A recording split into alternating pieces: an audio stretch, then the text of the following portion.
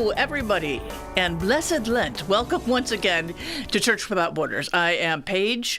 I'm from the Congregational Church of Batavia, and I'm here just for fun today. I'm Michelle, and I'm always here for fun. Congregational Church, not of Batavia, but of Downers Grove. And before we center ourselves, we're going to hear the scripture for this week. And so let us begin with Luke 15. Luke 15, 1 through 7. Now, all the tax collectors and sinners were coming near to listen to Jesus. And the Pharisees and the scribes were grumbling and saying, "This fellow welcomes sinners and he eats with them." So Jesus told them this parable. "Which one of you, having 100 sheep and losing one of them, does not leave the 99 in the wilderness and go after the one that is lost until he finds it? And when he has found it, he lays it on his shoulders and rejoices. And when he comes home, he calls together his friends and neighbors, saying to them, 'Rejoice with me, for I have found my sheep that was lost.' Just so I tell you, there will be more joy in heaven over one sinner who repents than over 99 righteous persons who need no repentance." Awesome. Okay, so from our devotional this week, the fourth week in Lent, this poem by Reverend Sarah Speed that says, it's that poem, The Good Shepherd, sorry. Jesus said, "Who among you wouldn't leave the 99? Who among you wouldn't look for the one?" Someone in the crowd probably rolled their eyes. Someone squirmed and looked at their palms. Someone sighed and thought to themselves, "This man does not understand the business. What fool would leave 99 to look for the one?" But maybe God was not talking about us. Maybe God was talking about her own reckless love. Maybe God was talking about her own willingness to turn the world upside down for me. That Sarah Speed. So the Good Shepherd, just a new way to enter into the words from Luke 15, 1 through 7. So this very, very familiar text. And sometimes that familiarity prevents us from hearing the nuances, the words, the meanings. So, all the tax collectors and sinners were coming to listen to Jesus, and the Pharisees and the scribes were grumbling and saying, "This fellow welcomes sinners and eats with them." So what we have here is a conflict between those that we often categorize as the outcasts, the outsiders, coming into conflict with the insiders, the Pharisees and the scribes, who think they know what's up. And we had a wonderful, we are suggested to be reading the Luke commentary by Amy Jill Levine and Ben Witherington the Third. Mm-hmm. And they have a really wonderful take on this. And what they say is, we don't really understand who these tax collectors and sinners really are. We kind of have a sense that they're these sympathetic characters. But Amy, Jill, and Ben think that there's another list that we should look at. So you wrote that down. I did. So our tax collectors and sinners are unsympathetically lost, meaning they've made these choices.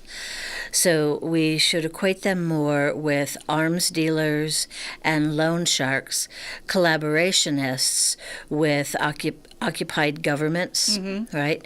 And insider traders. So they are folks who have made quite intentional choices to go outside the bounds of acceptable behavior, and in fact use their powers for evil rather than good. Yes. And so they're not just, folks who have either made some slightly wrong choices in life, or you know, Unintentionally. Yeah. they're just not at the wrong table at lunchtime in the school cafeteria, right? It's not that kind of outsider, right? You're not just... That's a good metaphor. Yeah, right? So it's not that kind of thing. We really have those folks who are not sympathetic societally. And then you have the scribes and the Pharisees. And so from a Christian perspective, you know, we're prone to go, oh, boo, hiss. But scribes and Pharisees are not your boo, hiss kinds of folks. What we're trying to say here are you have your religious folks who have made a life trying to do justly and righteousness and to work toward all of those decisions that are supposed to be godly. So you have those folks who are attempting to choose righteousness by their actions, right, and lawful actions, as would be ascribed biblically. And then those who have chosen just the opposite. Right.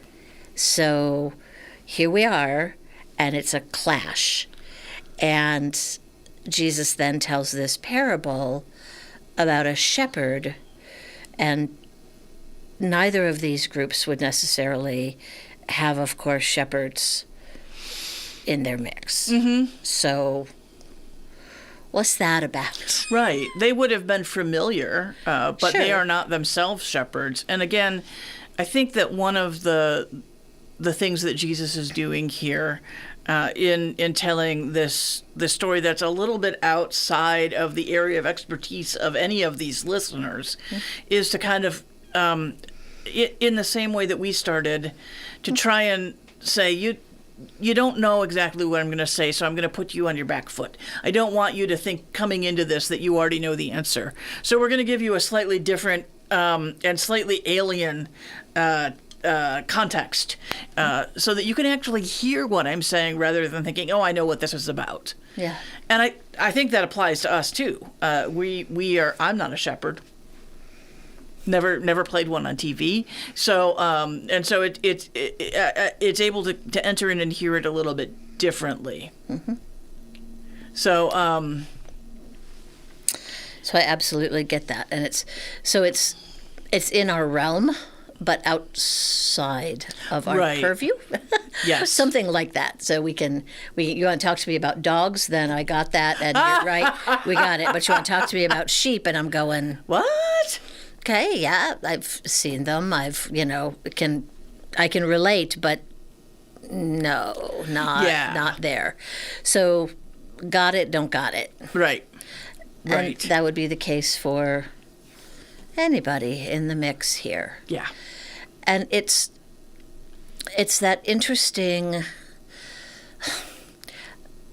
dichotomy where God doesn't play with our economy.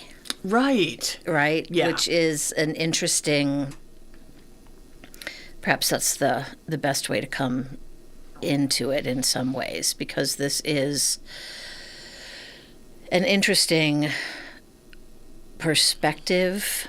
And I love the piece here of who among you wouldn't leave the 99, who among you wouldn't look for the one. Wasn't that a question? Because who among us would leave the 99? Who would, what sense does that make? It doesn't. At least for us, which is the exact point, right?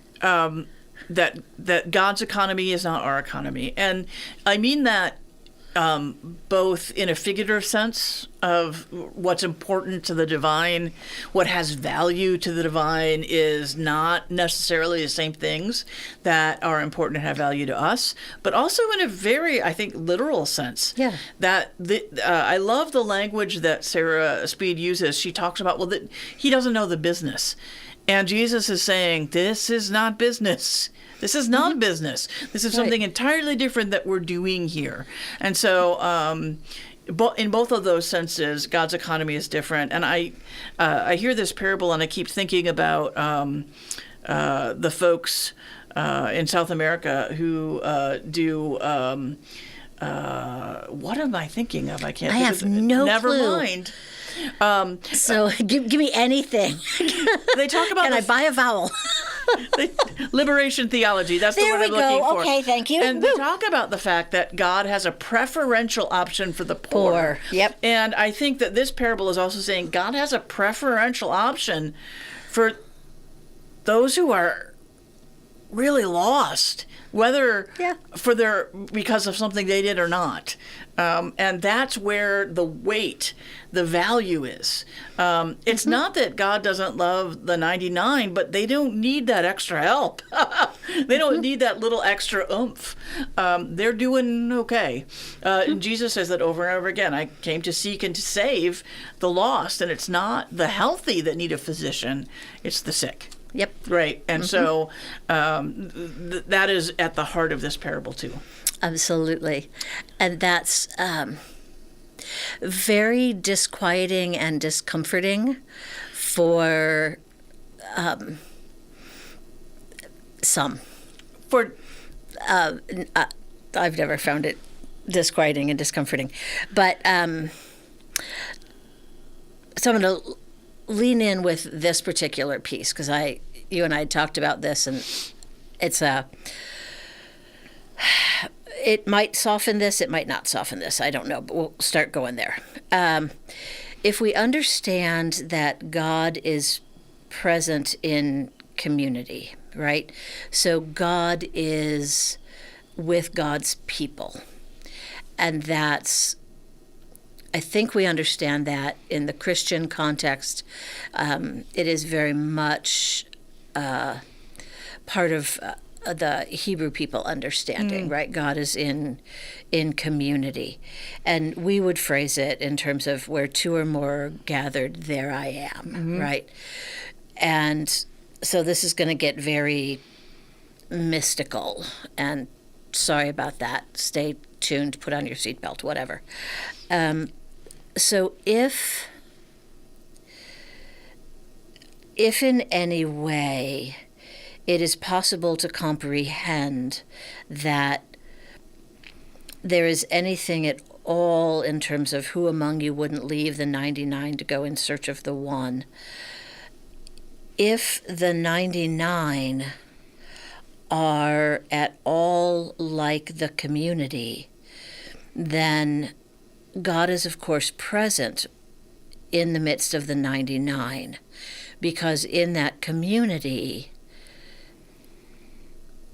God can't help but be there because they are gathered. The community is there, and the presence is there. The Spirit is there.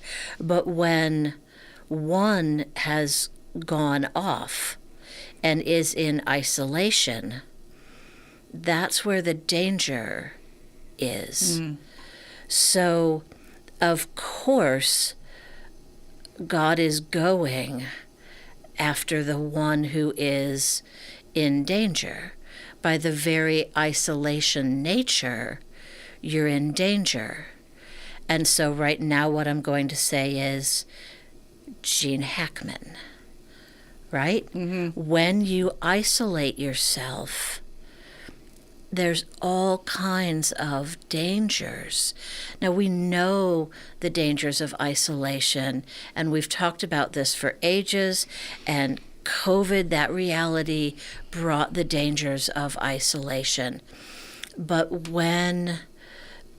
that news stories and the sadness around that particular reality, when you separate yourself out, the things that did not necessarily have to be, we have story after story after story. So we can begin to see or to say the community is so important, and the connections are so important, and the relationships are so important. So God goes after the one because that danger, that, right? So Is real. it's very, very real Yeah. in so many ways.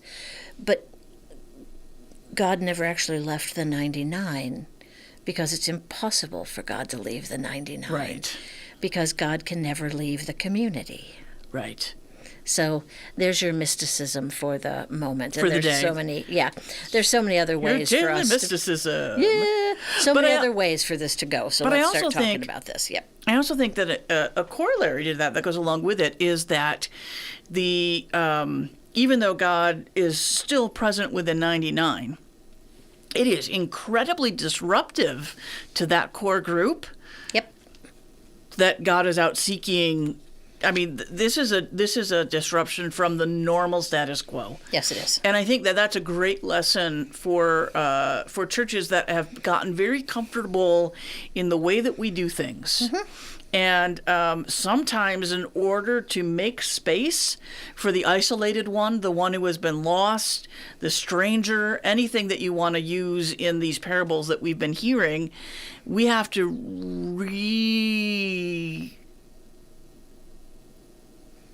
schedule. That's not the right word. Reimagine? Reimagine. We have to change everything. We have to move the furniture around.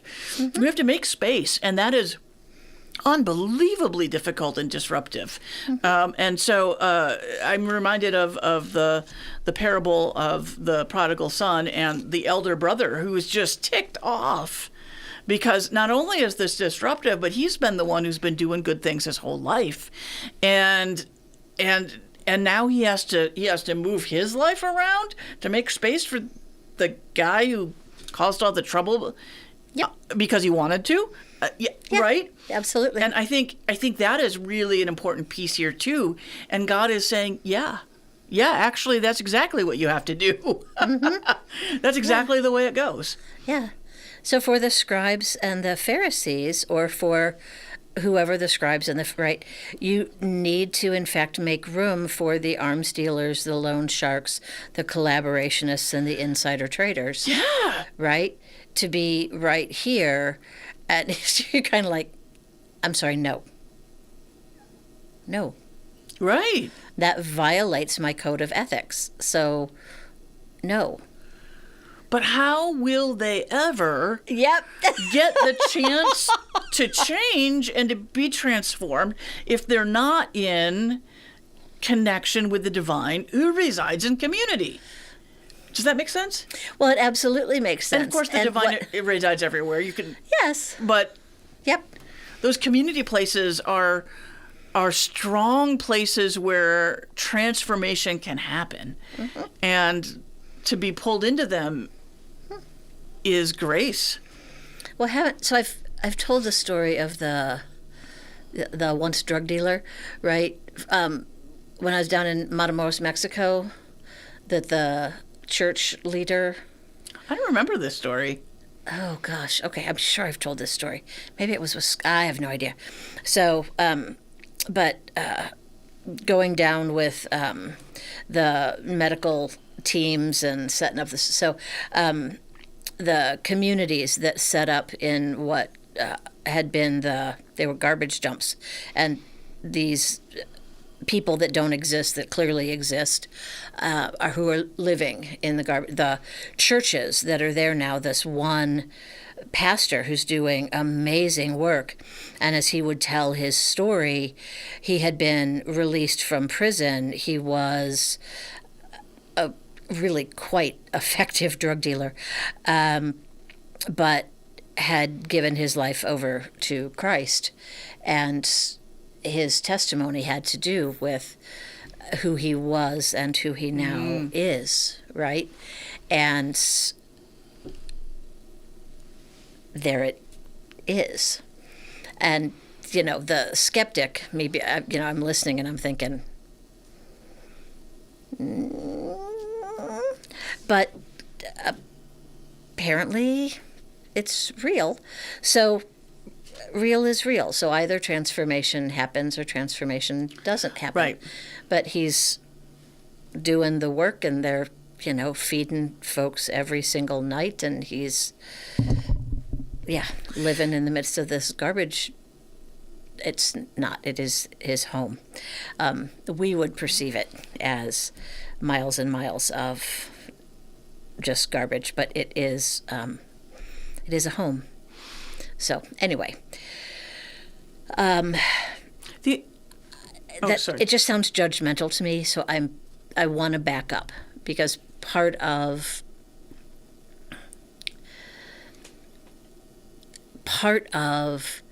sharing life with people is also hearing their stories and not saying, your life needs to be diminished or dismissed because you made all those sinful choices, right? Because we're not just this one thing or just this one choice, right? Because we're many, many choices every day. And so part of what we get to hear when we make room for arms dealers, loan sharks, collaborationists, whatever, you get to hear the fullness of someone's life amid these other choices. Right. And that's the reality. God in the messy middle.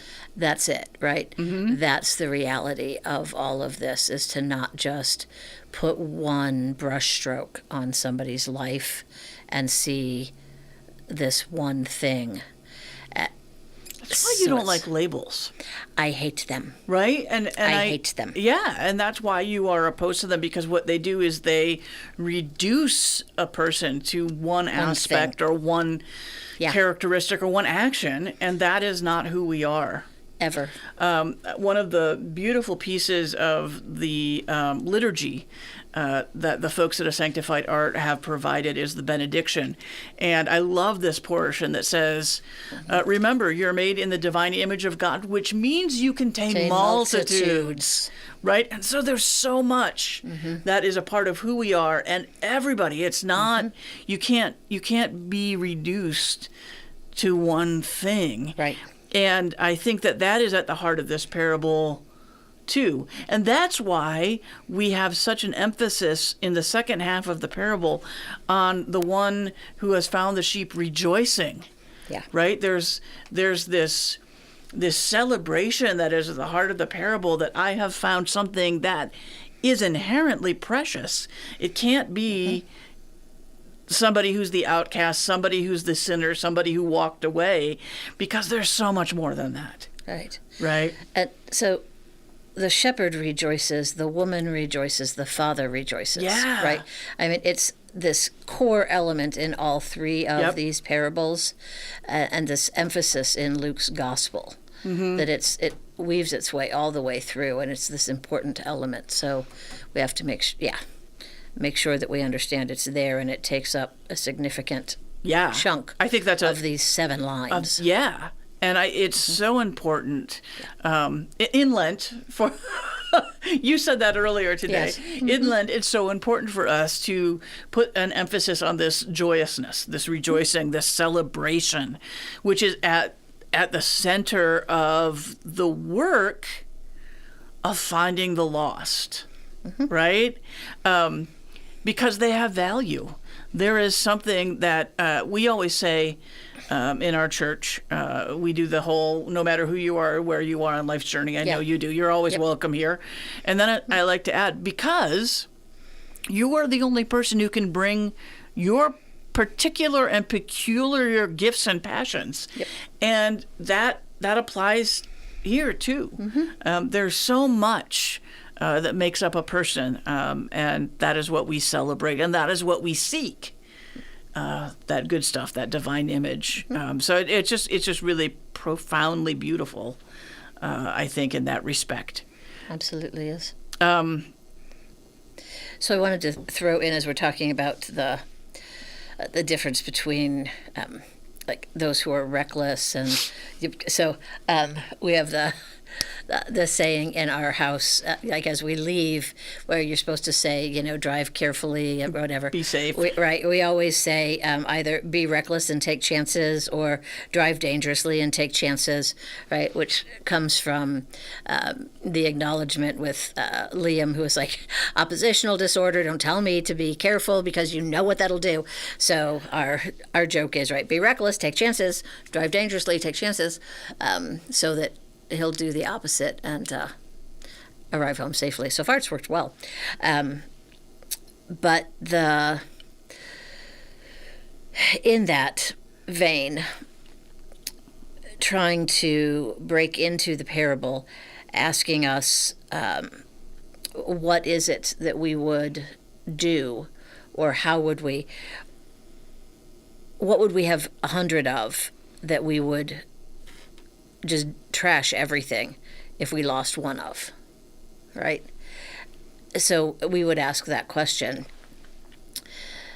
Do you have 100 if you counted and there was only 99? How would you turn your life upside down to go find the one? I found that for that particular question, the question didn't work for me. But the question worked for me in terms of, is there something, and there's, that one thing that I would trash my life, I would turn my life upside down, right? And so for Liam, who is my son, when he was, and I'll say lost, turned my whole life upside down for close to a decade, right, in order to bring healthy community back for him. And do you want to speak anything to that? That it was because without it was question, a journey. Yeah, there wasn't even a question of would you do this? You just do it. You just do it, and I feel there's a very similar sense here too. Yeah. And again, Sarah Speed found that God is willing to turn it all upside down for me, for the one. Yeah. And going back to that thing, God here is in some ways tremendously reckless. Yeah. Tremendously reckless. And I love it. I'm here for it. I had a professor. It goes along. I had a professor at Chicago Theological Seminary who used to talk about the love of God being both reckless and promiscuous. Mm-hmm. Not words that we generally apply to the divine, and yet when you think about it, that's exactly what it is. Yep. Right? And I see that in this parable too, that sort of expansive, ridiculous, utterly ridiculous, reckless love that is at the heart of the divine. And I think you're right on it there. And it's when you have that kind of God, to understand that feeling for every one of us, but then what that means for us and how we are to be with and for one another, and what that means inside this parable. And it can be comforting and disquieting at the same time, right? And we had talked about earlier, depending on various personality types, and I get that. My mother's response oftentimes for these parables was one that was very, she was disquieted often because her perspective was that of the older brother in the prodigal son, or she empathized with the 99 sheep. And for some folks that is very much that perspective, and so you don't want to just dismiss that, and I understand that. And I used to hear my dad trying to explain why it's okay, right? But I didn't always stay to hear that conversation all the way through, because it didn't seem like he was having a lot of success. But usually I left because I had the luxury of being the diddy bopping, Yeah. So, and I just have to own that, wild and free, and there it is. But and it was a luxury, right? So you have to realize that that's true. Yeah. So Yeah. But go. I mean, I have always been the one who followed the rules too, right? You know, I get it. I growing up, I follow the rules, and I have always found these parables to be hard in some ways. And yet, at the end of, we're skipping ahead, but I'm going to do it anyway. Go. At the end of, Rule breaker, rule breaker. At the very end of the story of the prodigal son, of course, we have the older brother who has always been faithful and good and trustworthy and all of that. And he's angry that his dad is throwing a party for the son. And the father's response, I think, is so tender. Not just toward the one who was wandering away, but toward the one who doesn't get it. And then the father said to him, son, I love son. I mean, there's such kindness there. You are always with me, and all that is mine is yours. Yep. But we had to celebrate and rejoice because this brother of yours was dead and has come back to life. He was lost and has been found. So it's the whole point of this series that we're doing. It's the both and, the everything in between. You don't have to be one or the other. And even if you are on the edges of that spectrum, you are still included. It's everything in between, which I think is just so delightful.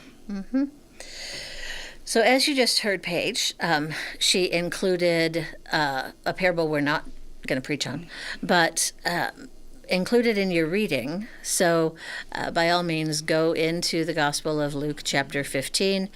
Read all three parables in their context. So we're just focusing on those first 7 verses, but you can see how it moves, because Luke is a great storyteller. But you can see the movement of one into the other, and how that just builds.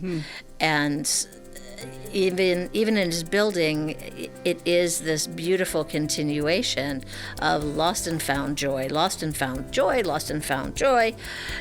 It's just right there, and it's wonderful. So I don't know that we have really anything else to share. We're good. Read that. Read it if you get a chance. It's delightful. Yeah. Thank you for tuning in, and tune in next week, and we'll see you. And God bless you. Take care. Bye. Bye.